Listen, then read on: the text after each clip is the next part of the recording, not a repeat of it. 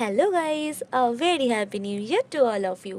2025-এর first ডেতে কোথায় গেলাম, কী করলাম সেটা দেখতে হলে ফুল ভিডিওটা দেখতে হবে।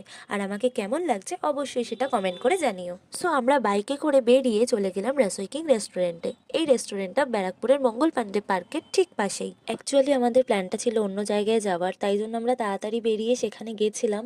বাট সেই জায়গাটা যে এতটা বাজে হবে মানে এক্সপেক্টও করতে পারিনি।